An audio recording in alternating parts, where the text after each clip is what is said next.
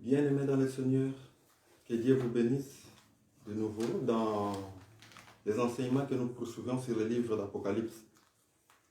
Je sais, vous êtes à distance, il y en a qui sont avec nous sur place, tant l'auditoire visible et invisible, mais nous savons que la main du Seigneur, elle est trop grande, elle nous unit tous, et puis nous sommes unis dans la foi. Nous allons prier ensemble avant que nous puissions ouvrir les Saintes Écritures. Prions le Seigneur. Seigneur Dieu, qui est grand, c'est toi l'ainsi dit le Seigneur. C'est toi la parole sainte. Seigneur, ce que nous demandons actuellement, qu'il soit encore manifesté, tant sur l'auditoire visible que sur l'auditoire invisible. Nous demandons, Seigneur, à ce que tout esprit, Seigneur, de l'obscurité, tout esprit des ténèbres qui viendra pour embrouiller l'enseignement, qui viendra pour créer une carence de mots, qui viendra pour créer une carence d'audition. Au nom de Jésus-Christ, nous prenons autorité. Nous le chassons, nous le renvoyons dans les lieux les plus arides. Nous ne disons pas qu'ils partent et qu'ils reviennent, mais qu'ils partent définitivement. Seigneur, conduis-nous durant le temps que nous allons passer pour ce partage, parce que nous savons que tu es vivant. Au nom puissant de Jésus, nous le demandons. Amen. Amen. Très chers frères et sœurs, partout où vous êtes, on est là pour l'évangile éternel. C'est l'évangile qui a été prêché depuis le temps des apôtres. Et puis ça va jusqu'au temps de l'enlèvement de l'épouse. Nous allons continuer notre enseignement. Dernièrement, nous avons parlé sur l'ouverture du livre. Nous faisons une suite. Maintenant, aujourd'hui, nous allons voir quand le livre était ouvert. Je sais, il y a des questions qui sont venues du Gabon. Nous avons des questions qui sont venues du Congo. Nous allons répondre à ces questions. Mais on va juste un peu avancer, comme ça, on essaiera d'arrêter plus tôt, comme ça, à l'issue, on va répondre aux questions. Mais ne manquez pas toutefois, si vous auriez encore des questions, vous pourrez les poser à la lumière de la parole de Dieu. Tout ce que nous faisons, c'est conformément à la lumière, aux enseignements des apôtres. Vérifiez tout ce que nous disons, conformément à ce que les apôtres ont enseigné. Si vous voyez quelque chose qui cloche, ne manquez pas, reposez-nous la question, ne murmurez pas, reposez la question, on est là. Nous faisons un partage d'ensemble entre fils de Dieu. Donc si je peux me permettre, si vous avez des questions, ne les posez pas par Messenger, mais plutôt par direct et je répondrai, enfin Denis y répondra. Voilà, je vous remercie beaucoup. Aujourd'hui, nous faisons la suite, mais nous allons repartir par là où nous étions. Nous reprenons les mêmes livres. Nous avons vu un livre qui devrait être ouvert. Mais aujourd'hui, nous allons parler de la portion où les livres étaient ouverts. C'est à partir de l'Apocalypse chapitre 10.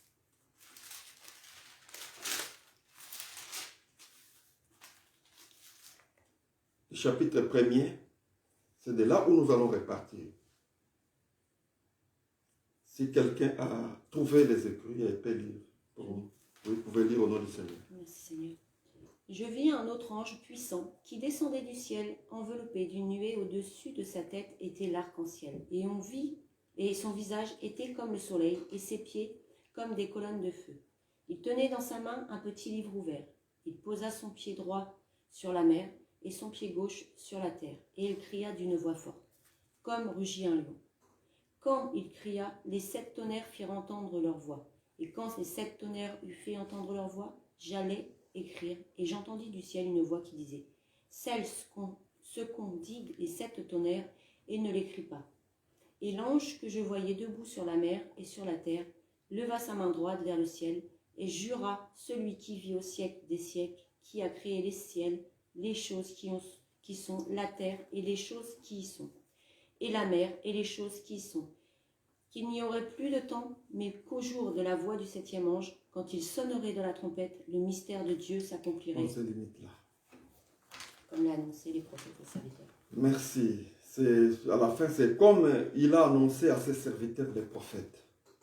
C'est la portion que nous allons ouvrir aujourd'hui. Mais revenons au début pour ne pas perdre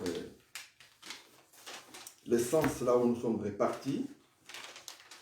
je pense bien, quand on est réparti dans l'Apocalypse, chapitre 5, c'est là où nous sommes répartis. Qu'est-ce qu'on a vu? Nous avions vu dans le verset premier, je commence. Puis je vis dans la main droite de celui qui était assis sur le trône un livre écrit en dedans et en dehors, scellé de 7 sceaux. Et je vis l'ange puissant qui criait d'une voix forte. C'était de ça qu'on avait parlé. Nous avons vu ce livre-là. C'était dans la main de celui qui était assis sur le trône. Et puis, en continuant, une question était demandée. Qui est digne d'ouvrir le livre et d'en rompre les sceaux? Et personne dans le ciel, il n'y avait personne, ni sur la terre, ni sous la terre, ne put ouvrir les livres, ni les regarder. Je plairais beaucoup, c'est Jean qui l'a dit, il plairait beaucoup.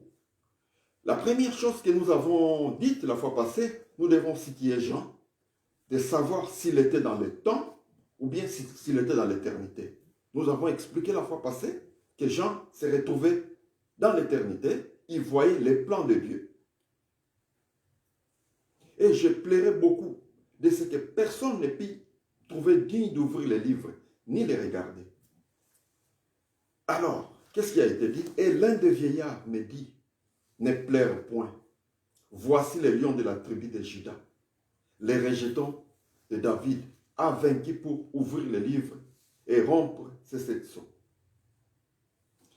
On avait continué, on a expliqué la fois passée, et j'ai vu au milieu du trône, Jean avait vu au milieu du trône, et des 4 êtres vivants, et au milieu des vieillards, un agneau qui était comme immolé. Jean voyait dans les plans de Dieu, dans l'éternité. Pourquoi? C'est parce que l'ange l'avait pris, il avait quitté le temps pour l'éternité. Dans l'éternité, là, il y a le présent éternel. Il n'y a pas le passé, il n'y a pas le futur, c'est le présent éternel. C'est là où l'apôtre Jean s'est retrouvé. Alors, du coup, nous avons vu cet agneau. L'agneau avait 7 cornes et 7 yeux, qui sont les 7 esprits de Dieu envoyés sur toute la terre. Dans d'autres versions de Bible, vous verrez que par toute la terre, dans certaines versions, vous verrez sur toute la terre. Il vint et il prit les livres de la main droite de celui qui était assis sur le trône. Nous avons vu un mouvement. La fois passée, nous avons parlé, fait l'étude du mouvement. Or, nous avons vu, quand Dieu introduisit son Fils dans le monde, quand Christ est venu dans le monde, c'est là où nous avons vu, Marie était enceinte. Alors, nous pouvons peut-être les revoir ensemble. Marie, quand elle était enceinte, c'était sous la puissance du Saint-Esprit. Et puis, il avait enfanté un fils saint. Christ est né sans péché. Mais nous tous, qui avons ressemblé à Adam, nous sommes porteurs du corps du péché. Nous sommes porteurs du corps du péché. Mais Christ, lui, quand il est né avec un corps saint. Donc un corps qui n'avait pas de péché. Pourquoi? C'est parce que c'est pour ça que la Bible dit qu'il avait un corps semblable au corps du péché. Donc ce n'était pas le corps du péché. Pourquoi? C'est parce que le corps du péché, si nous voulons en parler, c'est là où nous voyons David. David, quand il écrit, il dit dans les psaumes que mon père et ma mère m'ont conçu dans le péché. Son père et sa maman l'avaient conçu dans le péché. Pour dire que quand il y a eu fusion entre la gamète mâle et l'ovule de sa maman, tout s'est évolué dans le péché. Quand on parle du corps du péché et de la mort, c'est l'apôtre Paul qui le dit. Il parle du corps du péché et de la mort. Si vous voulez bien, quand nous voyons le livre des Romains, chapitre 7, au verset 17, vous pouvez nous le lire, s'il vous plaît. On va juste donner un peu de lumière, comme ça on fera la différence entre le corps de Jésus. Et puis par après, on va voir l'ouverture du livre, comme on l'avait expliqué. Oui. Romains 7. 7, 17. Alors, je lis. Et maintenant, ce n'est plus moi qui le fais, mais c'est le péché qui habite en moi. Ce qui est bon, je le sais, n'habite pas en moi, c'est-à-dire dans ma chair. J'ai la volonté, mais non le pouvoir de faire le bien. Oui, vous pouvez vous arrêter là. Là, on voulait juste faire voir. Les péchés habitent en moi. C'est l'apôtre Paul qui essaye d'expliquer, de mettre en lumière les corps que nous portons ici. C'est un corps du péché. Donc, quand on parle du corps du péché, vous allez voir tout au début. Dans les mêmes livres, quand vous voyez dans le livre de Romains, au chapitre 5, quand nous allons au verset 12, il est dit ceci, c'est pourquoi, comme par un seul homme, le péché est entré dans le monde, et par le péché, la mort, et ainsi la mort s'est étendue sur tous les hommes.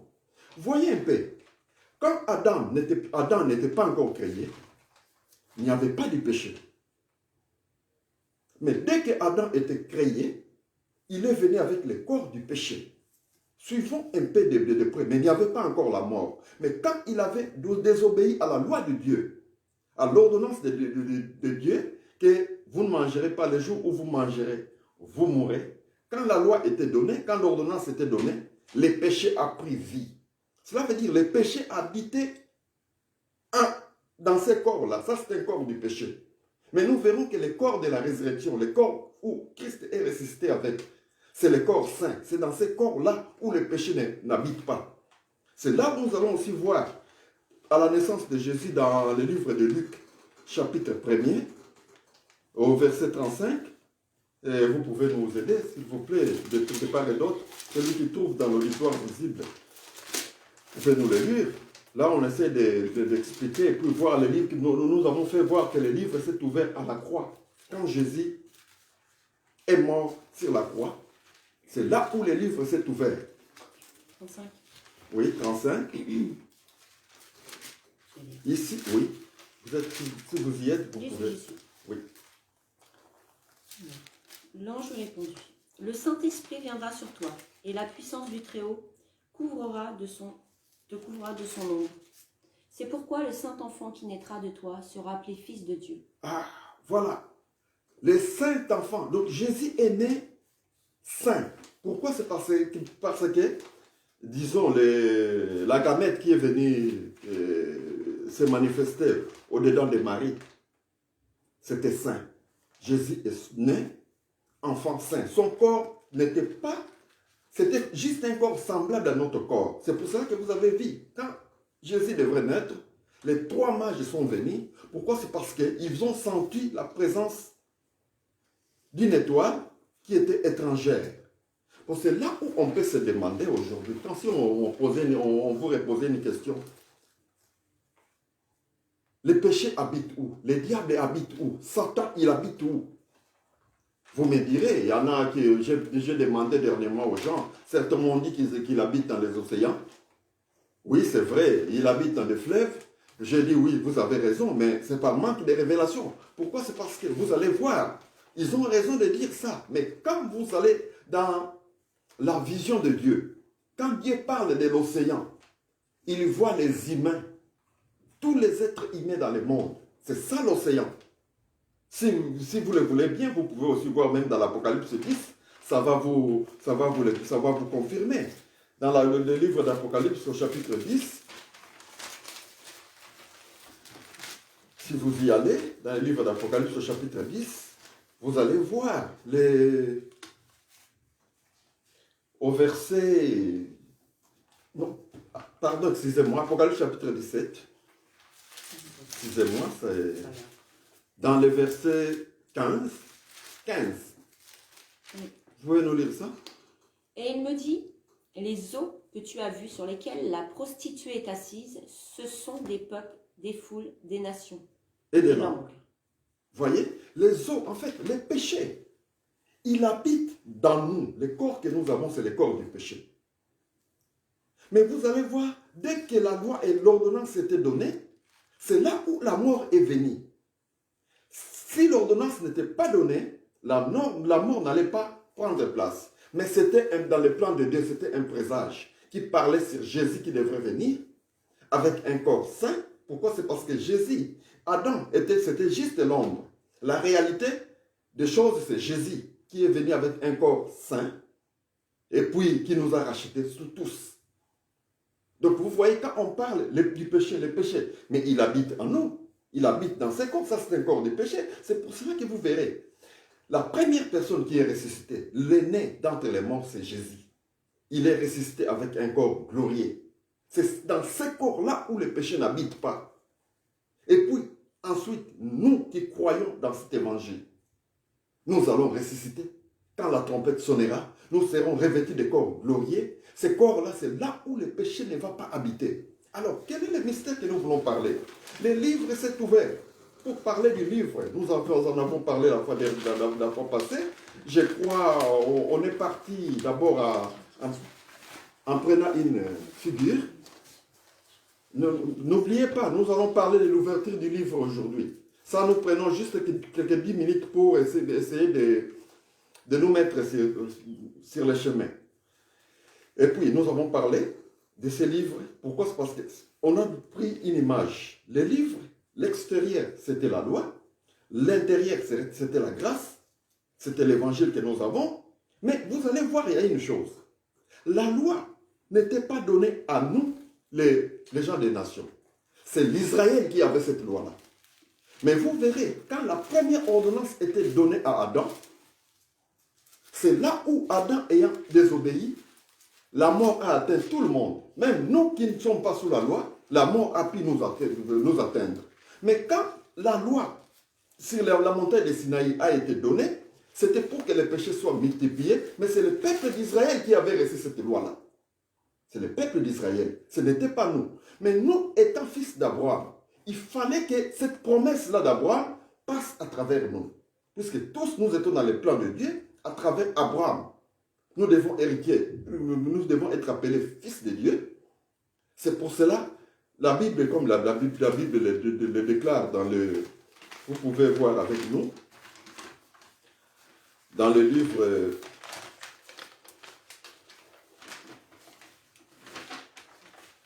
de Paul aux Galates. Ne soyez pas embrouillés là, nous allons revenir sur les points que nous parlons. Dans le livre de Galates, chapitre 3, dans le verset 13 à 14, je peux lire. Maudit est quiconque est pendu au bois, afin que la bénédiction d'Abraham y pour les païens son accomplissement en Jésus-Christ. Et que nous réussissions par la foi l'esprit qui avait été promis. Je ne sais pas si vous comprenez un peu ce mouvement. L'objectif, pour que nous soyons appelés fils d'Abraham, pour que nous soyons appelés fils de Dieu, puisque en Christ, comme nous l'avons expliqué dernièrement, il n'y a pas de filles, il n'y a pas d'hommes, il n'y a pas de grecs, il n'y a pas de juifs, tous nous formons un corps nouveau, c'est le corps de Christ. Alors, maintenant, nous avons vu l'évolution. L'ouverture du livre, c'est sur la croix. C'est là où, qu'est-ce qui s'est passé? C'est comme c'était dit, c'est comme le Christ l'avait dit, que quand je serai élevé de la terre, j'attirerai tous les hommes à moi. Nous l'avons parlé. On a parlé de ça la fois passée. Nous avons lu aussi, donné aussi des références. Et puis Christ, étant sur la croix, il a attiré tous vers lui. Nous allons avancer tranquillement pour...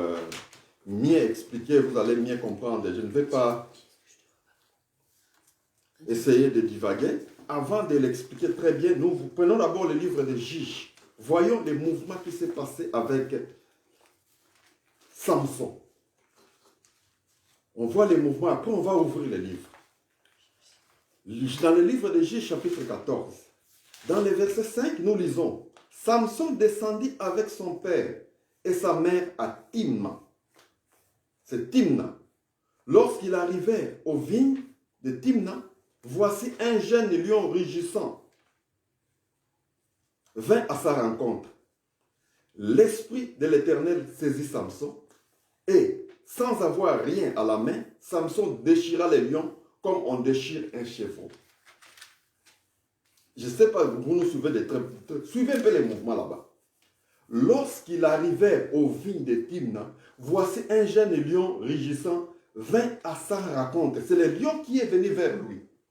Vois les mouvements. Jésus avait bien dit, quand je serai élevé de la terre, donc quand il a été mis sur la croix, j'attirerai tous les hommes à moi. Or, les hommes qui venaient en lui, c'était des hommes avec le corps du péché. Donc, les péchés habitaient dans ces hommes-là.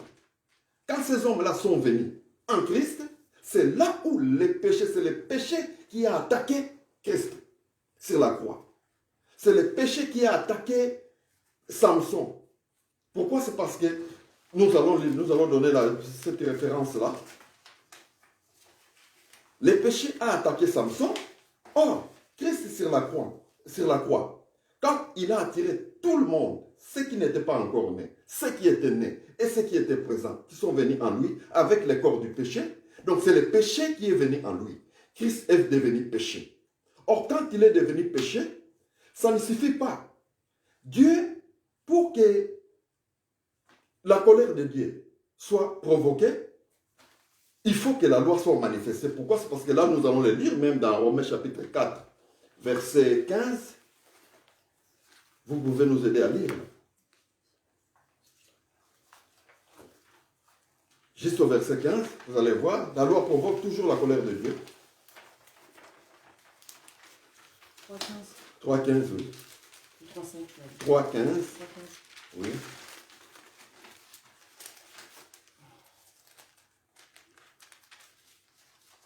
Oui, vous pouvez nous lire?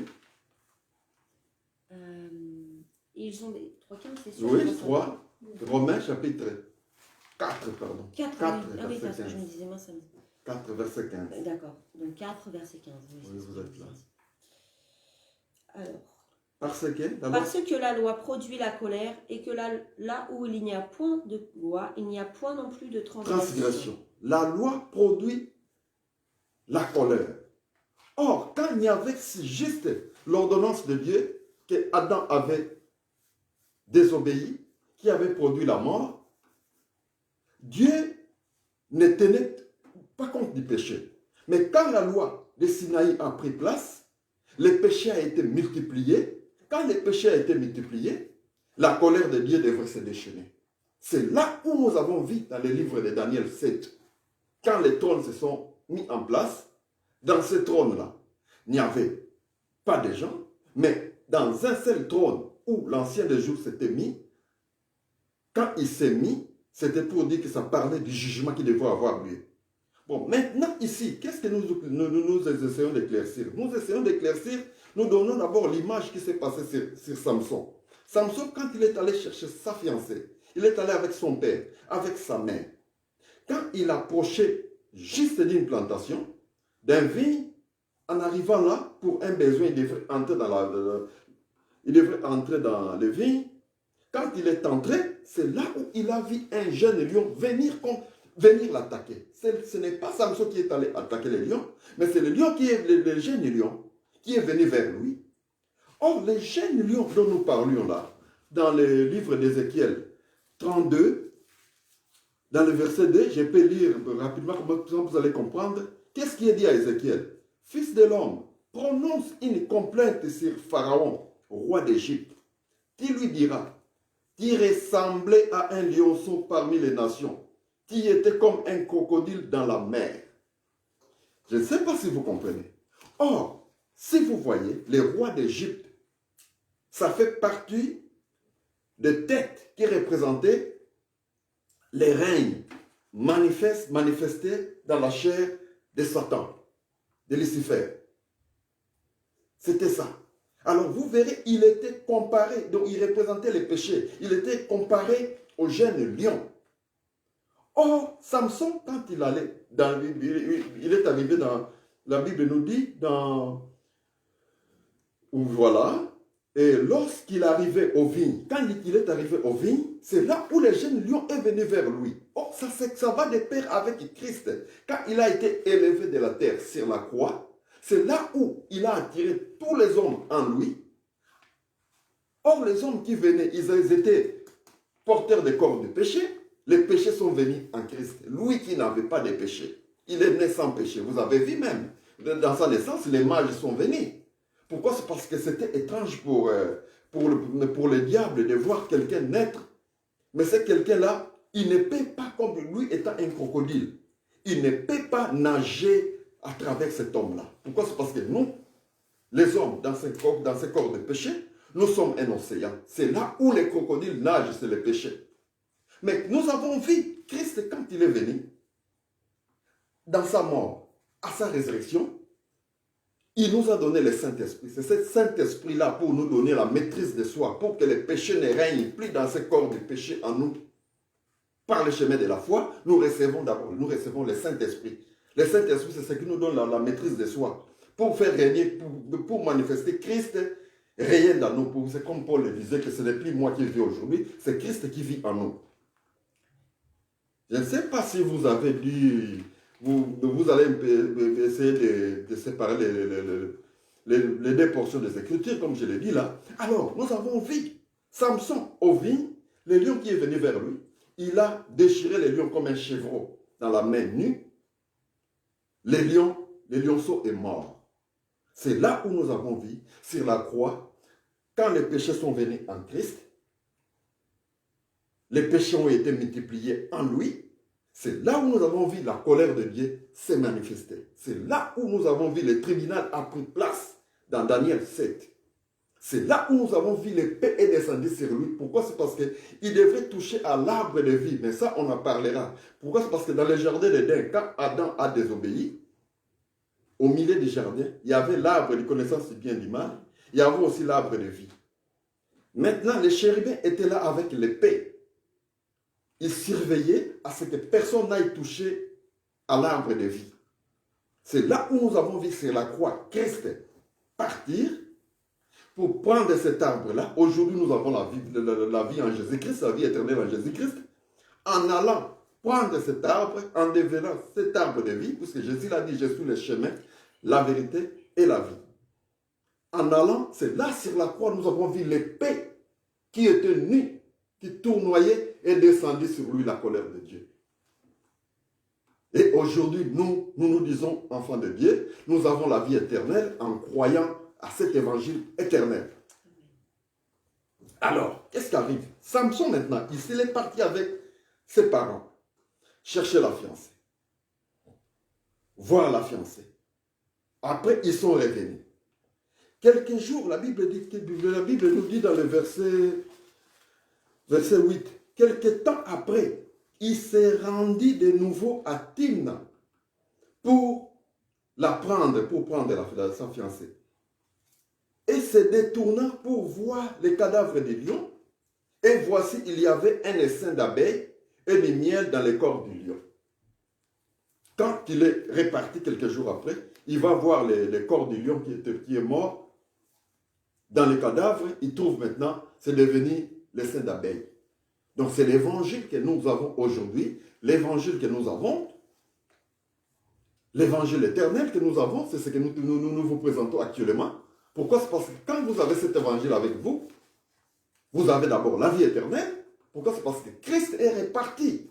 C'est lui qui est mort, l'épée est descendue sur lui. C'est lui. La vie, c'est lui notre vie. C'est pour cela, en croyant en lui, il n'y a pas de Grecs, il n'y a pas de Juifs. Nous tous, nous devenons fils de Dieu en Jésus-Christ. Pourquoi? C'est parce que nous avons la même foi, nous avons le même esprit, nous avons le même baptême, et puis le même évangile. Amen. Je crois que vous allez le faire avec nous. Alors, nous avons expliqué que le mouvement l'énigme de Samson, ça parlait sur la croix. Nous avons vu même quand Adam a désobéi. Adam a désobéi à l'ordre de Dieu. Nous avons vu la mort est arrivée. Or, la mort, Christ est né, Christ est venu enlever la mort. Comment est-ce qu'il va enlever la mort? C'est ce que nous voyons. Lui, quand il est ressuscité comme né d'entre les morts, avec le corps glorieux. Ensuite, nous qui croyons à cet évangile, si nous n'allons pas rejeter la foi, quand la trompette sonnera, nous serons revêtus de corps glorieux. C'est ce corps-là, dans ce corps-là, c'est là où nous dirons Ô mort, où est ton aiguillon? Ô mort, où est ta force de tuer? Nous n'allons plus connaître la mort. Nous reviendrons maintenant en troisième position, juger les mondes. Et puis, par après, la mort sera supprimée. Quand nous, on sera enlevés, la mort sera encore sur ceux qui seront dans ce monde. Les incrédules, ceux qui n'ont pas cru. Les juifs seront prêchés durant ce moment-là. C'est comme actuellement. Christ, il ne peut plus mourir. Il est ressuscité avec ses corps glorieux. Après, nous aussi, nous allons ressusciter avec le corps glorieux. Ce corps du péché et de la mort, nous allons les jeter. Nous n'en aurons plus, ça serait transformé. Alors maintenant, revenons à notre sujet. Nous avons vu Jean, quand il a vu cet agneau qu'il avait vu dans l'éternité, Jean avait dit, voici l'agneau de Dieu qui ôte les péchés du monde. Mais cet agneau-là, dans l'éternité, il avait vu, il avait 7 cornes et 7 yeux, qui sont les 7 esprits de Dieu envoyés sur toute la terre. Mes frères, c'est là où nous sommes. Quand il venait prendre les livres, pour l'ouvrir, il est venu comme un agneau. Mais quand les livres étaient ouverts, quand il a crié, c'est comme un lion. C'est là où nous sommes. Le mystère est maintenant là. Bon, maintenant, moi, je vais vous demander. Je demande quelque chose là. Je me demande une chose là. C'est que vous allez voir une chose. Le peuple d'Israël, quand il s'est déplacé dans le désert, vous verrez, il y avait un rocher qui les suivait en tout moment. L'apôtre Paul l'a expliqué. Ces rochers-là, c'était Christ. Les rochers, dans tout déplacement qu'ils faisaient, ils n'ont pas manqué l'eau. Ils avaient toujours de l'eau. Pourquoi? C'est parce que les rochers les suivaient. Ces rochers-là étaient Christ. C'est le même mouvement que vous voyez quand on parle de cet esprit de Christ. Quand nous étions au temps des apôtres, vous verrez, ils ont dit l'eau que les apôtres avaient vue et l'eau que nous allons boire aujourd'hui, c'est la même.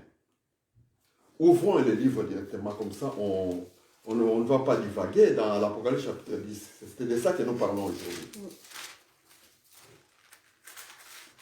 Et quelqu'un peut nous lire? Ok.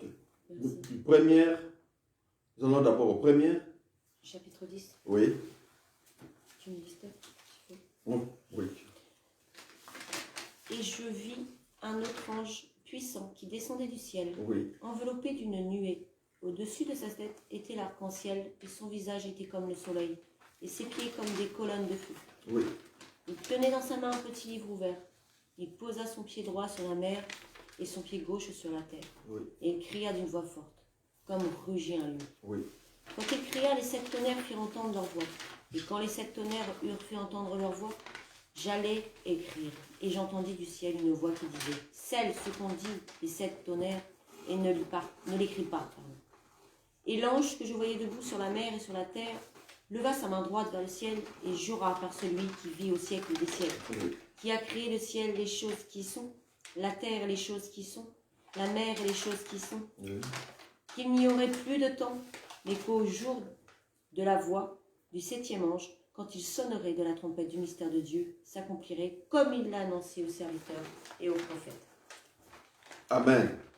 Je crois que nous avons bien écouté. Suivons maintenant les mouvements et voyons les mouvements. Dans le verset premier, je vis un autre ange puissant qui descendait du ciel, enveloppé d'une nuée. Au-dessus de sa tête était l'arc-en-ciel et son visage était comme le soleil et ses pieds comme des colonnes de feu. Il tenait dans sa main un petit livre ouvert. Il posa son pied droit sur la mer et son pied gauche sur la terre, et il cria d'une voix forte comme rugit un lion. Quand il cria, les 7 tonnerres firent entendre leur voix. Nous allons d'abord là, nous allons un peu en parler là-bas. Il y a Jean qui est en train de voir. Il voit un ange qui l'a impressionné. Vous savez, Christ, quand il est mort, quand il est ressuscité, il s'est assis à la droite de Dieu. C'est là où nous le voyons, il a été couronné de gloire. Bon, maintenant, quand est-ce que le livre s'est ouvert? Ces livres dont nous parlons, c'est l'évangile. Ces livres dont nous parlons, c'est le temps éternel. Donc les livres, ça répond à tout. Les livres répondent à l'évangile, les livres répondent au temps éternel, les livres répondent à tout ce qui se fait durant aujourd'hui, les nouveaux jours. Donc quand je parle du nouveau jour, donc il est question ici, nous parlons du temps éternel. Ce n'est pas encore l'éternité, mais nous passons l'éternité dans le temps. Cela veut dire, dans la foi en Jésus-Christ, nous marchons dans la foi en Jésus-Christ. Bon, maintenant, qu'est-ce que nous voulons expliquer par là? Nous avançons. Les livres étaient ouverts. Mais quand les livres étaient ouverts, il voit un mouvement. Suivez le mouvement. Il tenait un petit livre ouvert. Il posa son pied droit sur la mer et son pied gauche sur la terre. Il cria d'une voix forte comme rugit un lion. Là, ça change maintenant. Là, il domine. Tout pouvoir l'a été donné au ciel, tout comme sur le ciel, sur la terre, tout comme dans le ciel. Là, c'est le lion maintenant. Quand il cria, les 7 tonnerres firent entendre leur voix. 7 tonnerres. Les tonnerres, le concept de tonnerre. Voyez même Moïse, vous verrez, quand Dieu lui parlait sur la montagne. Quand la loi lui était transmise, il y avait la voix de Dieu. Quand on parle de la voix de Dieu, on entend les tonnerres. Quand nous voyons les tonnerres ici, nous voyons la voix de Dieu. Mais nous voyons 7 tonnerres. Suivez bien. Les 7 tonnerres, cela veut dire. Qu'est-ce que je veux dire par là? Quand vous allez dans le livre de Psaume 19, vous allez voir qu'est-ce qui est dit. Qu'est-ce que David, étant dans l'esprit de Dieu, avait déjà chanté. Quand l'esprit était en lui parlé, l'esprit avait dit ceci. Dans les versets 2 à 5, il a dit ceci. Le ciel raconte la gloire de Dieu. Et l'étendue manifeste l'œuvre de ses mains. Dans le verset 3, les jours en instruit un autre jour. Et la nuit en donne connaissance à une autre nuit. Ce n'est pas un langage, ce ne sont pas des paroles dont les sons ne soient point entendus. Leur retentissement parcourt toute la terre. Leurs accents vont à l'extrémité du monde. Là, il parle de l'évangile. L'évangile éternel dont nous vous parlons. Si vous n'avez pas l'Esprit de Dieu en vous, vous ne pouvez pas les recevoir. Si nous parlons, si vous n'avez pas l'Esprit de Christ là où vous êtes, vous allez voir que ces gens, qu'est-ce qu'ils font? Ils nous passent inutilement le temps. Mais si vous avez l'Esprit du Seigneur là où vous êtes en vous, ça ouvre l'entendement, ça ouvre les yeux, ça ouvre les oreilles. Vous saurez sur quoi est-ce que nous parlons. Pourquoi? C'est parce que c'est ça notre repas spirituel. C'est de ça que nous parlons. Alors, ici, on parle les jours en instruit un autre jour. Vous savez, quand on parlera des 70 semaines de Daniel, on a parlé avec l'auditoire visible, mais avec l'auditoire invisible, nous n'en avons pas encore parlé. Il est resté une semaine. Pourquoi? C'est parce qu'il y a 69 semaines qui étaient passées dans les 70 semaines que Daniel avait vu quand il était en esclavage à Babylone. Nous avons vu qu'il est resté une semaine. Or, cette semaine-là, dans la manière de compter de Dieu, je reviens là-dessus, devant Dieu, 1000 ans, c'est comme un jour dans la mathématique de Dieu. Ce n'est pas comme la mathématique des humains. Dans la mathématique de Dieu, quand il parle du jour nouveau, vous le verrez tantôt, ce jour nouveau-là est comparé à 1000 ans, un jour. Tantôt, c'est comparé à un jour, donc le jour nouveau. Tantôt, c'est comparé à une heure. Ça va dépendre des volets où l'esprit vous conduit. Mais là, ça parle du jour nouveau. Qu'est-ce que nous entendons par le jour nouveau? Quand Christ est ressuscité, la Bible dit, il faut que le Christ règne jusqu'à ce que Dieu ait mis tous ses ennemis sous ses pieds. Donc, ces jours-là, ça va, il y a un délai. Après le jugement du trône blanc, c'est là où nous verrons au 7e sceau, Nous allons en parler, et Dieu nous donnera le temps. Après le jugement des trônes blancs, quand le monde sera jugé, Satan, tous ceux qui n'ont pas cru à l'évangile, seront exterminés. C'est là où nous verrons tout ce qui a été créé. Donc, tout ce qui a été créé a un début et une fin. Cela veut dire les planètes que vous voyez, les soleils que vous voyez, les étoiles que vous voyez dans les étoiles, tout ce qui a été créé sera exterminé. Ça ne va plus exister. Pourquoi? C'est parce que ça doit se déplacer à ce qui est éternel. C'est comme c'est prévu comme ça. Pourquoi? C'est parce que tout ce qui a un début a une fin. Rien que ce qui est éternel va demeurer. Pourquoi? C'est parce que nous venons de l'éternité, nous allons à l'éternité. Bon, maintenant, dans l'ouverture de ce livre, quand Jean a vu cet ange, voyez, cet ange-là, au-dessus de sa tête, il voit un arc-en-ciel. Vous voyez, vous connaissez vous-même l'arc-en-ciel, quand vous voyez l'arc-en-ciel. Et tous les gens qui essaient de lire les couleurs, vous verrez, il y a environ 7 couleurs. Vous voyez l'arc-en-ciel, il y a environ 7 couleurs. Donc ça vous parle de quelque chose. Quand vous voyez les 7 couleurs au-dessus de sa tête, nous voyons que Christ a été couronné. C'est nous qui sommes les couronnes du Christ. Nous, Christ est mort pour tous, mais il est ressuscité avec les élus. Il est mort pour tous sur la croix. Il a attiré tout le monde sur lui, dans la croix. Tous les péchés de tous les gens, toutes les générations sont venues en lui. Mais quand il est ressuscité avec les élus. Ce sont des élus que nous voyons, les 7 églises que nous voyons au-dessus de sa tête. Pourquoi? C'est parce que dans ces jours nouveaux où nous sommes, c'est là où, depuis le temps des apôtres, suivez-moi moi très bien. Frère, c'est un peu compliqué quand vous voyez les 7 tonnerres retentir. Ça vous dit que le même message de Dieu, l'évangile qui a été prêché, c'est ce qui se répercute en 7 sons. Cela veut dire, comme nous l'avons lu dans le psaume 19, les jours en instruit un autre. L'évangile que les apôtres avaient prêché. Après ce temps-là, il y aura un autre jour qui va se lever. Qu'est-ce que je parle du jour? L'évangile, quand il est donné, le réveil est là. Il y a un moment où ça semble s'endormir. Et puis il y aura encore un groupe de gens qui vont se réveiller. Ainsi de suite, ça va jusqu'à la fin, jusqu'à l'enlèvement de l'Église. Pourquoi?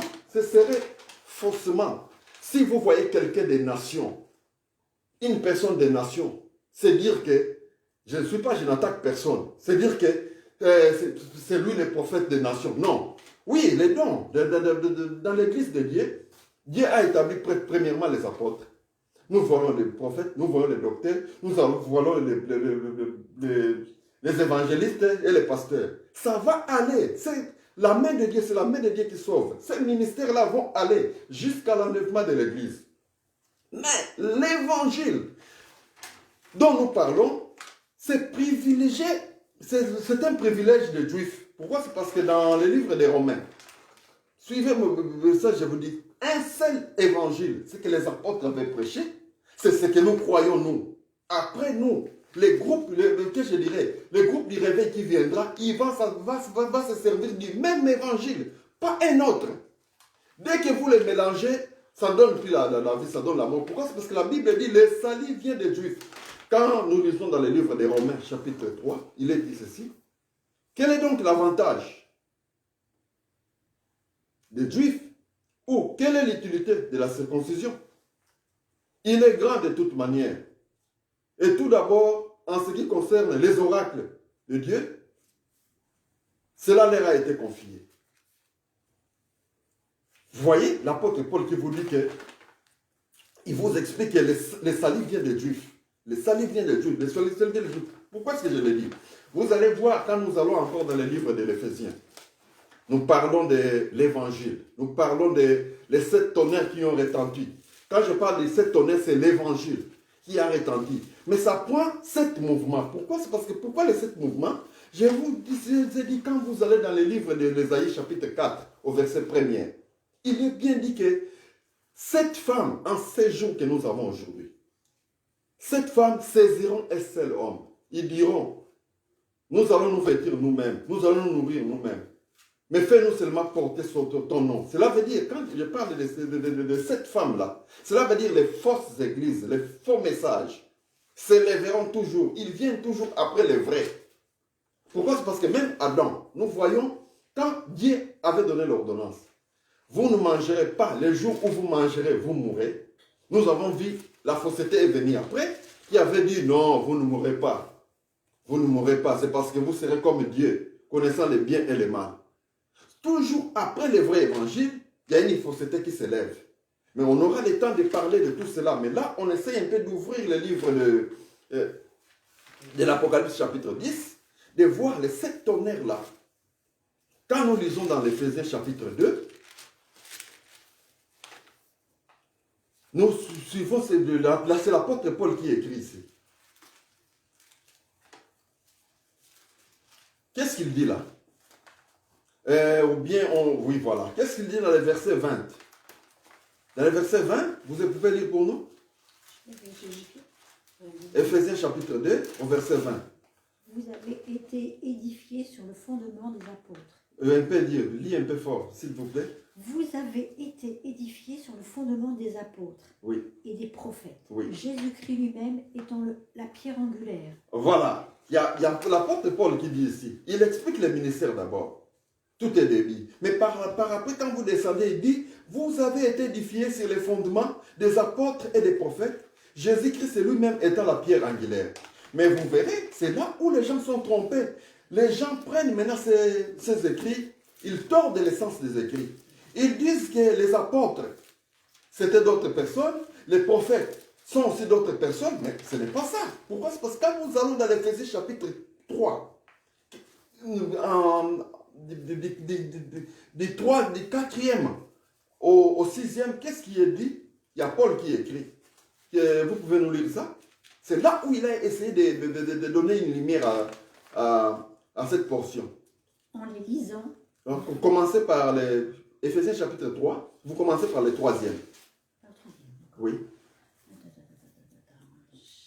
Car par révélation que j'ai eu connaissance du mystère sur lequel je viens d'écrire un peu de mots. Oui. En les lisant, vous pouvez vous représenter l'intelligence que j'ai du mystère du Christ. Oui. Il n'a pas été manifesté au Fils des hommes dans les autres générations, comme il a été relevé maintenant par l'Esprit et aux saints apôtres et prophètes du Christ. Amen. Continue alors. Continue. Ce mystère. Ce mystère, c'est que les païens sont co-héritiers, forment un même corps et participent à la même promesse en Jésus-Christ par l'Évangile, dont j'ai été fait ministre selon le don de la grâce de Dieu qui m'a été accordé par l'efficacité de sa puissance. Là, nous voyons maintenant, si nous comprenons ici, quand nous allons dans le verset 2, comme nous avons lu là, vous avez été édifiés sur les fondements des apôtres et prophètes. Jésus-Christ lui-même est comme étant la pierre angulaire. Frère, le salut vient des Juifs. Nous, les gens des nations, c'est vrai, nous n'avons pas la loi de Moïse. C'était pour les Juifs. Mais vous verrez, nous, comme étant prédestinés enfants d'Abraham, c'est sur la croix. Là où c'était dit que maudit soit celui qui est mis sur les bois, qui est mort sur les bois, afin que les promesses de Dieu aient son accomplissement chez les païens. C'est sur la croix, c'est là où les bénédictions sont venues vers nous. Mais l'évangile, l'annonce de l'évangile, les promesses, les alliances, c'était réservé, c'est privilégié aux Juifs. C'est pour cela, Paul, quand il parle ici, il dit, dans l'Éphésiens chapitre 3, il dit, voilà, quand il descend, il dit, en les lisant, vous pouvez vous représenter l'intelligence que j'ai du mystère du Christ. Il descend dans le verset 5, il n'a pas été manifesté au Fils des hommes dans les autres générations. Vous voyez, quand le livre s'est ouvert, c'est enfin que ce mystère devrait être présenté. Pourquoi? C'est parce que c'était prévu. Nous devons être cohéritiers avec les Juifs pour faire partie, pour être fils d'Abraham. Or, pour être fils d'Abraham, nous devons devenir fils de Dieu. Donc nous devons, c'est en Christ qu'on devient, on accomplit la promesse d'Abraham. Il descend, il dit, il n'a pas été manifesté au Fils des hommes dans les autres générations, comme il a été révélé maintenant par l'Esprit aux saints apôtres et prophètes. Ils étaient apôtres, ils étaient aussi prophètes. Ne pensez pas, n'allez pas chercher là les prophètes dans les nations. Non, les promesses, les alliances, ce n'était pas à nous. Nous, notre problème à nous, c'est de croire. Pourquoi? C'est parce que même dans la Nouvelle Jérusalem, dans cette ville-là, pour entrer, il y a 12 portes. Dans ces 12 portes-là, nous voyons les 12 apôtres. Je ne sais pas si vous avez vu un nom d'une personne des nations quelque part là-bas. Non, nous sommes des nations. C'est cet évangile-là. L'évangile que vous voyez, c'est qui l'évangile? L'évangile, c'est Jésus lui-même, qui ne se révèle qu'une seule fois. Pourquoi? C'est parce que l'évangile que vous voyez, c'est ce que l'apôtre Paul, quand il écrit, il dit que dans le livre de 1 Timothée chapitre 3, au verset 16, et sans contredit, le mystère de la piété est grand. C'est lui qui a été manifesté en chair, justifié par l'Esprit, vie des anges, prêché aux gentils. Qui a été prêché aux gentils? C'est Jésus. Bon, maintenant, cet évangile que vous avez vu les 7 tonnerres, Kougoum, Kougoum, Kougoum, 7 fois. Vous avez vu l'agneau que vous avez vu là, que Jean avait vu dans les trônes. Il a 7 cornes. Et qui sont les 7 esprits de Dieu envoyés partout, sur toute la terre. C'est cet esprit-là qui apporte l'évangile. Ce n'est pas quelqu'un. Ce n'est pas quelqu'un qui dira que c'est moi, l'esprit de Dieu. Non, l'esprit de Christ, c'est l'esprit de Christ. C'est pour cela que vous avez vu l'Israël, quand il faisait son voyage, au temps de Moïse, il y avait toujours un rocher qui les suivait. Il vivait, c'est le même rocher qui donnait la même eau. Ce n'est pas, l'eau n'a pas changé, non. C'est la même eau qui venait du rocher. Je ne sais pas si il faut qu'on en lise encore. C'est comme quand Paul vous écrit dans Romains chapitre 16, verset 25. Vous pouvez nous le lire, s'il vous plaît.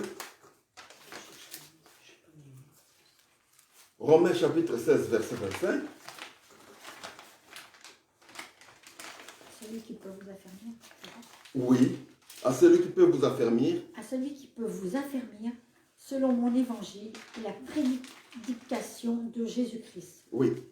Conformément à la révélation du mystère caché Oui. pendant des siècles, mais manifesté maintenant par les écrits des prophètes, d'après l'ordre de Dieu éternel, et porté à la connaissance de toutes les nations, afin qu'elles obéissent à la fois à Dieu seul, sage, soit la gloire au siècle des siècles par Jésus-Christ. Voilà, la recommandation qui nous est donnée, c'est à obéir à cela.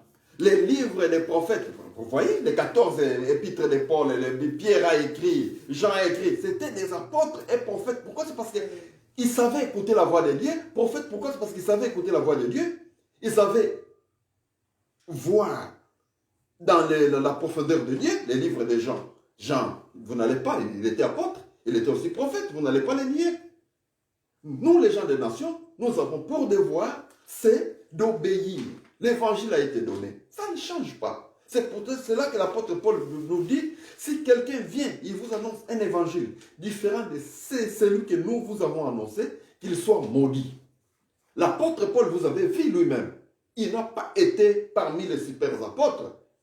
Il s'est converti après. Quand il s'est converti, il est allé en Arabie.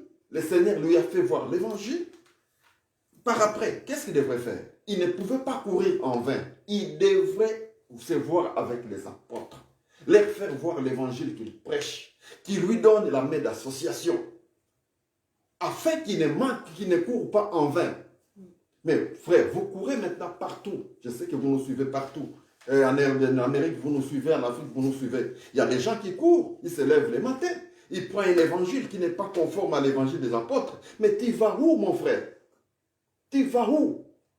Tant que l'évangile n'est pas l'évangile apostolique, le salut vient des Juifs. L'évangile que nous avons, Dieu l'a confié aux Juifs. Et puis, à travers les apôtres, nous sommes fondés sur eux, nous sommes fondés sur les apôtres, sur leur enseignement.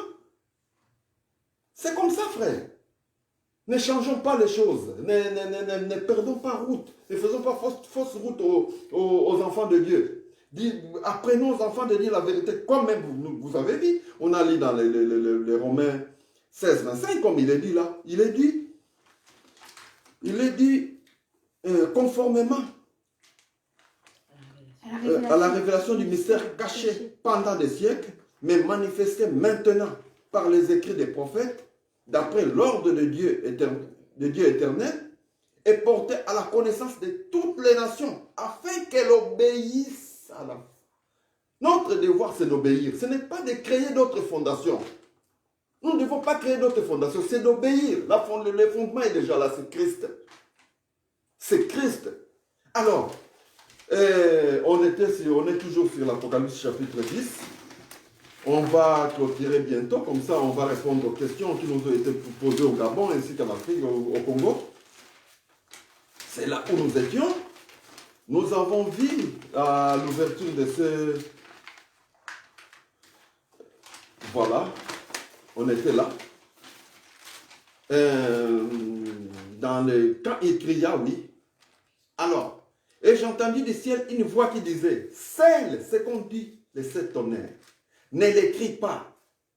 Et l'ange que je voyais debout sur la mer et sur la terre, leva la main droite vers le ciel et jura par celui qui vit au siècle des siècles, qui a créé le ciel et les choses qui s'y trouvent, la terre et les choses qui s'y trouvent, la mer et les choses qui s'y trouvent, qu'il n'y aura plus de temps, mais au jour de la voix du 7e ange, quand il sonnera de la trompette, le mystère de Dieu s'accomplirait. Mes frères, l'accomplissement, est-ce que c'est ce qui doit vous troubler? La révélation du mystère, c'est ce que les apôtres ont annoncé. C'est comme Paul l'a dit dans l'Éphésiens 3 au verset 5, il dit qu'il n'a pas été manifesté au Fils des hommes dans les autres générations, comme il a été révélé maintenant par l'Esprit aux saints apôtres et prophètes. Ces mystères-là étaient révélés depuis, que je dirais, quand le premier tonnerre a retenti, au temps des apôtres, ce mystère-là a été révélé. Maintenant, son accomplissement, c'est quand le 7e va sonner.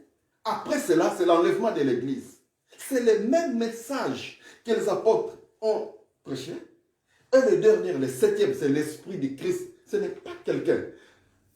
L'agneau que nous avons vu, il a 7 cornes et 7 yeux, qui sont les 7 esprits des dieux envoyés sur toute la terre. C'est l'Esprit de Jésus, c'est la main du Seigneur. C'est comme il a dit aussi, si vous voulez qu'on puisse alors le lire dans le livre de...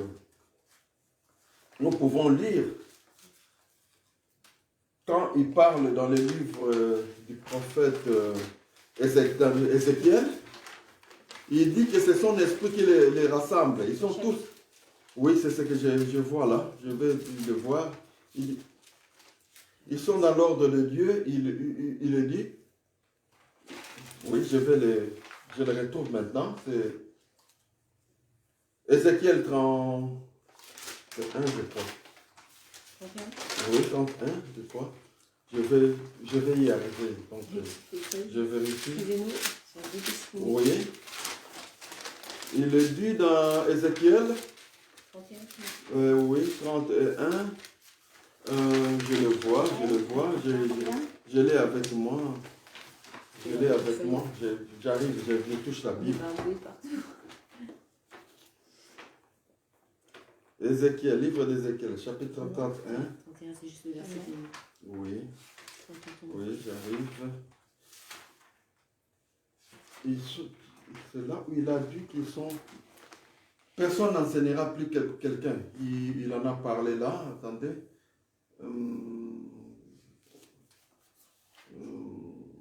Les eaux.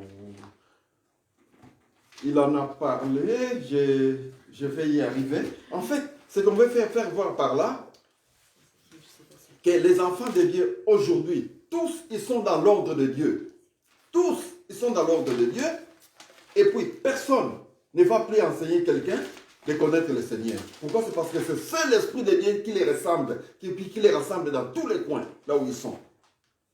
Les enfants de Dieu aujourd'hui, il n'y a plus quelque chose d'étonnant. Ils ont l'Esprit de Dieu. Pourquoi? C'est parce que quand Christ est ressuscité, ils sont ressuscités avec Jésus-Christ. Là où tous, ils sont dans l'ordre de Dieu, dans cet ordre-là qui fait, quand l'évangile est vrai est prêché, ils savent que ça c'est vrai. Quand les faux prêchaient, vous n'allez pas leur apprendre de dire, de connaître le Seigneur. Ils savent que ça, c'est la fausseté. C'est comme ça, ils marchent dans l'ordre de Dieu. Dieu est avec nous. On va retoucher les points sur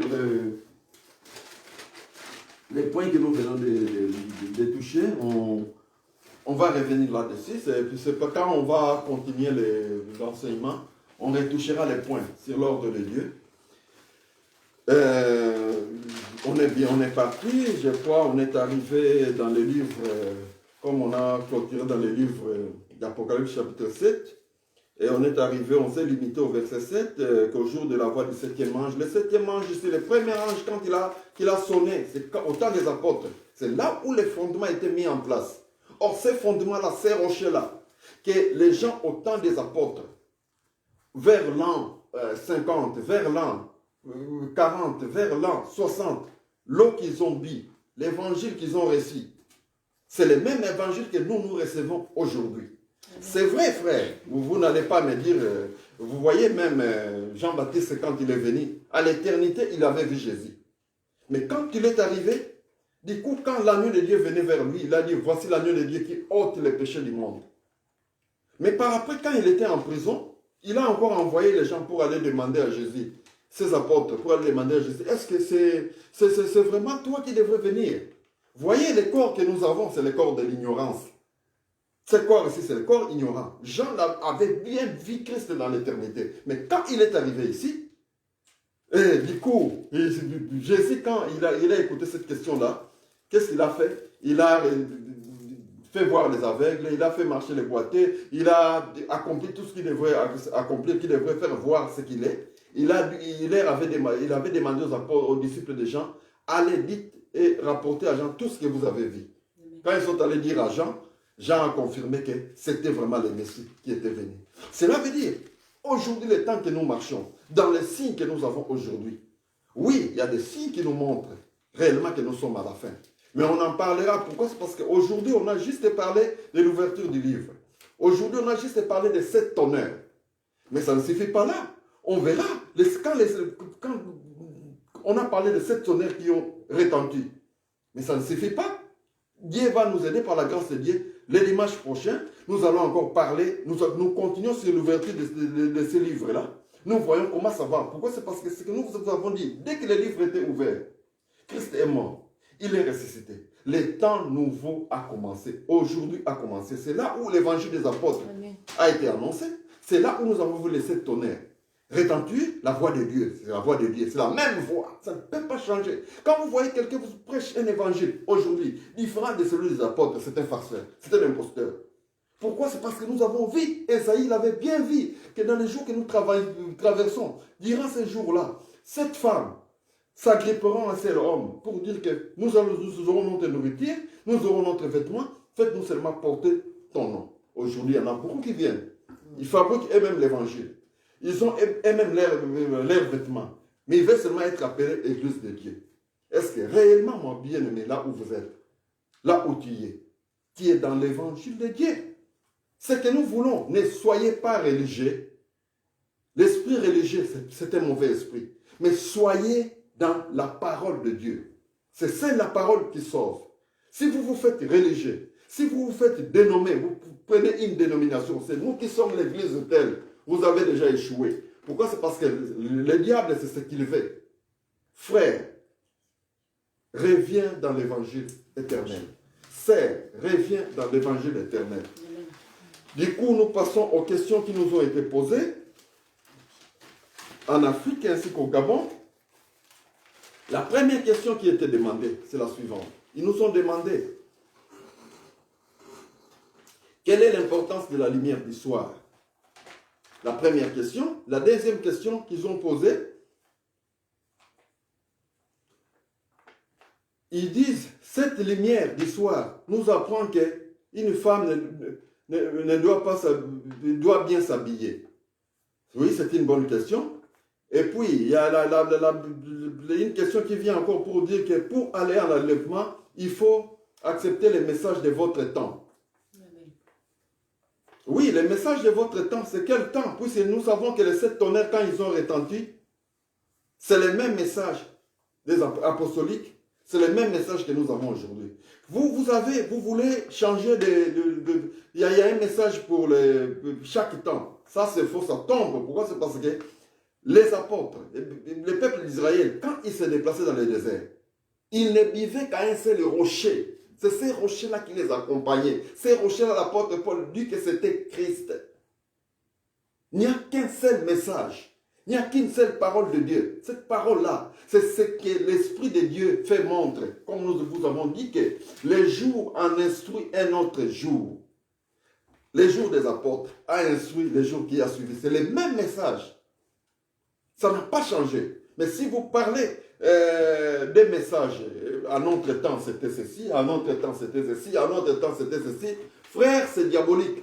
Ça, vous êtes perdu avec ça. Pourquoi? C'est parce que là, dans la ville, il n'y a que 12 portes. Ceux qui vont y entrer, ils doivent être fondés dans l'évangile des apôtres. Amen. Sinon, vous perdez votre chemin, bien aimé. Et puis, je lis encore une question qui est posée. D'abord, revenons à la première question, qui dit quelle est l'importance de la lumière du soir? Oui, vous avez raison de parler de la lumière du soir. Nous allons répondre là-dessus. Dans le livre de Jean, chapitre 12, dans le verset 35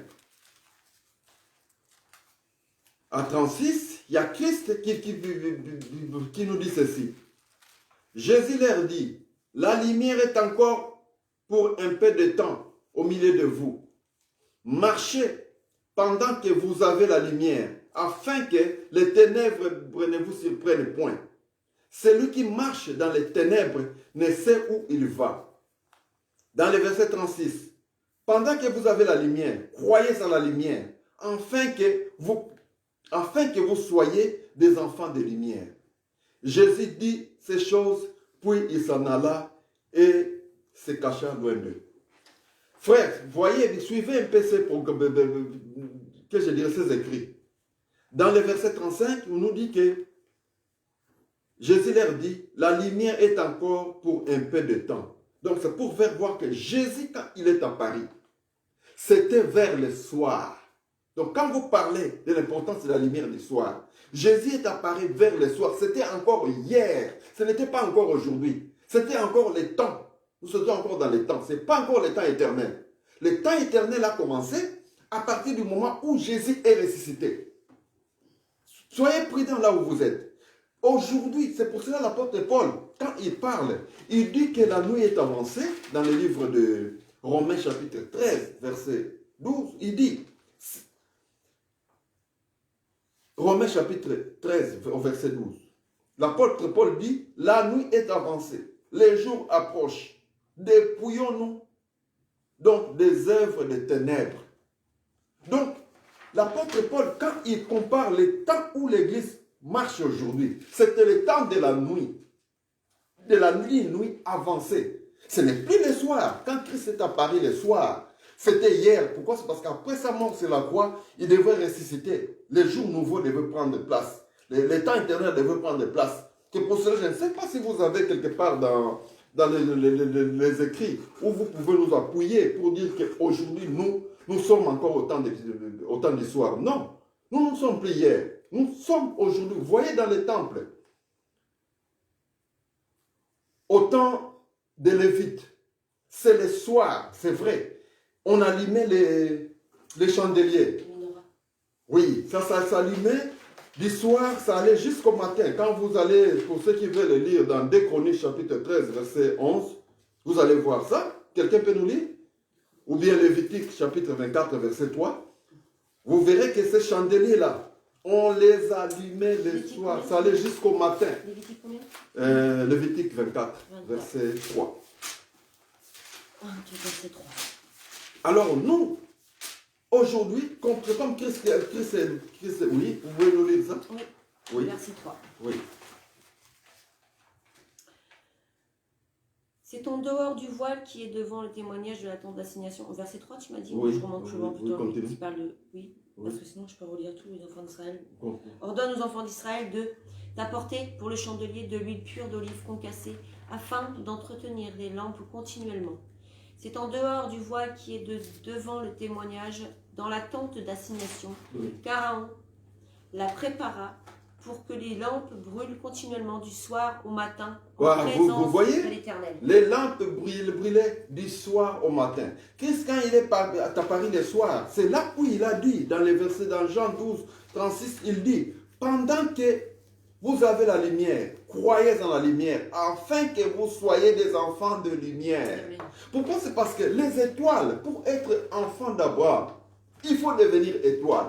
Pourquoi? C'est parce que Dieu avait fait voir à Abraham des étoiles qui brillaient pendant la nuit. Le moment que nous passons aujourd'hui, le temps éternel, en recevant le Saint-Esprit, en recevant la parole, c'est là où nous devenons lumière. Nous devenons une lumière qui brille dans la nuit. Pourquoi? C'est parce que ceux qui sont dans les ténèbres, ils voient la lumière à travers nous. Vous verrez même Joseph, quand il a fait un rêve, il a vu 11 étoiles, le soleil, la lune, venir l'adorer. Son papa, quand il a écouté, il a directement dit, mais les 11 étoiles, ça représentait ses frères. Donc nous, en fait, qui croyons en Christ, Christ nous a donné le Saint-Esprit. Nous brillons aujourd'hui la nuit. Donc les matins arrivent. Les matins arrivent. Vous avez vu, je vais vous donner même l'exemple sur Lot. Lot, c'était le soir que des anges sont venus vers lui. À Sodome et Gomorrhe. Les anges sont venus vers le soir. Quand les deux anges sont venus, vous verrez, en les recevant, il les a appelés mes seigneurs. Mais quand ils étaient chez lui, il les a appelés mon Seigneur. Suivez bien la révélation. Mon Seigneur. Donc c'était seulement le Seigneur qui est venu vers lui. Mais vous verrez, les anges sont répartis, c'est les matins. Notre problème, c'est les matins quand les matins viennent. Pourquoi? C'est parce que la nuit est avancée. Quand on parle de la nuit est avancée, c'est après 0 heure. Après 0 heure. Donc nous sommes déjà dans les nouveaux jours. Or, les matins, à la fin du nouveau jour, juste à la fin, c'est là où il y aura jugement éternel. C'est là où il y aura les tribunaux. Les tribunaux, que je dirais, les jugements du trône blanc. Donc, mon frère, je t'informe, aujourd'hui, nous sommes des lumières, nous brillons pendant la nuit. Nous sommes des fils d'Abraham. Or, les étoiles que Dieu a fait voir à Abraham, c'est aujourd'hui que cela brille. En croyant en Jésus-Christ, nous recevons le Saint-Esprit. En croyant à l'Évangile, nous recevons le Saint-Esprit. C'est ce Saint-Esprit-là qui fait de nous des lumières qui brillent dans les ténèbres. Nous brillons dans les ténèbres. Je crois que la question est répondue dans cette place-là. Je sais, là où vous êtes, vous nous écoutez. Et puis, vous avez encore posé une question sur, c'est comme je vous ai dit, les messages de son temps. Mais quel message de son temps? C'est le même message. La nuit, les jours enseignent l'autre jour. Comme on a lu avec vous dans le livre des Psaumes 19, que les jours en instruisent un autre jour. Le même message que les apôtres ont prêché, c'est celui que nous recevons aujourd'hui. C'est le même qui se transmet d'un jour à l'autre. Là, je crois que vous avez eu la réponse. Donc, bien aimé, tout ce que je peux vous apprendre dans ce point-là, refusez tout message. Tout messager qui vous dira que, étant des nations, les gens des nations, non. Le salut vient des Juifs. Nous pouvons nous fonder que sur les enseignements des apôtres, sur le fondement des apôtres, leurs enseignements. Donc, évitez cela. Si un homme des nations, l'évangile, l'annonce de l'évangile, c'est un privilège qui a été donné aux Juifs. Le salut vient des Juifs. C'est leur privilège à eux. Je ne sais pas si vous aurez encore d'autres questions à poser. Il y a des questions qui sont là, je crois. Je sais pas, je regarde vite fait Messenger pour voir s'il y a quelque chose. Non. Ça me fait penser à son... Non, c'est un message personnel d'une sœur. Ok, merci. Voilà. Dieu vous bénisse. Vous aurez encore des questions à poser. On est là, on va les recevoir comme ça le dimanche prochain, avant que nous puissions répartir avec les enseignements que nous avons. Aujourd'hui, nous avons parlé, on a parlé juste du livre ouvert.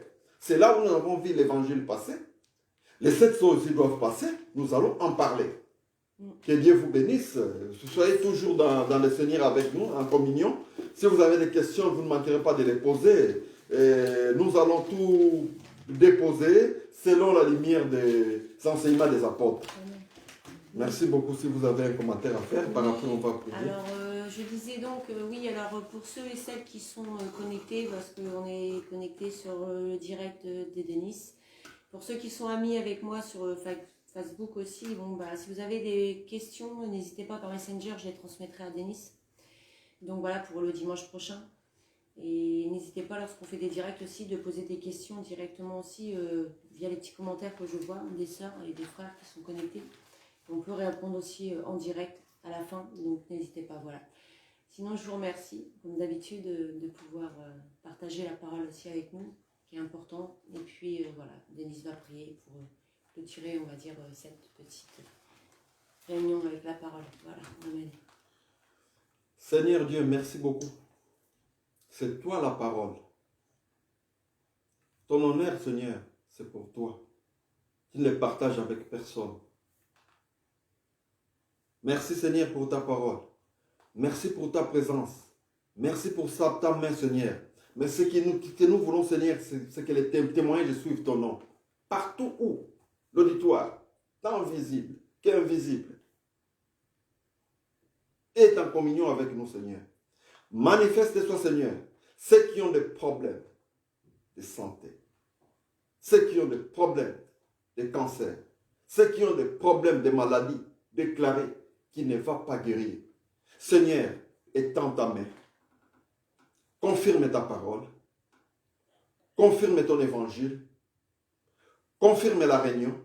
Ceux qui ont des problèmes, des difficultés insurmontables, Seigneur, donne une solution. Les témoignages vont suivre. C'est pour confirmer que, Seigneur, que toi qui es avec nous, c'est pour toi qui l'as dit, là où 2 ou 3 sont réunis à mon nom, je suis au milieu d'eux. Dans l'auditoire invisible, partout où il est, pour ta main, Seigneur, tu tiens le monde dans la main. Ils ne sont pas loin. Ceux qui sont en difficulté, donnent des solutions. Que les miracles soient manifestés, Seigneur. N'oublie pas, Seigneur, il y en a qui ont des maladies, qui sont déclarées, qui ne vont pas guérir. Étends ta main, Seigneur. Manifeste-toi. Les témoignages vont suivre ton nom. Pourquoi? C'est parce que l'évangile ne doit pas être prêché seulement en parole, mais avec manifestation, avec démonstration, pour faire voir que Seigneur qui est vivant. Nous nous fions à toi. Sous le nom puissant de Jésus. Amen. Amen. Merci. Voilà, je vous remercie tous. Une bonne fin de journée à vous. Et puis, n'hésitez pas, comme je vous ai dit, transmettre toutes vos questions et je vous les transmettrai à Denis. Voilà. Shalom à vous. Tu as des questions, toi, Denis ?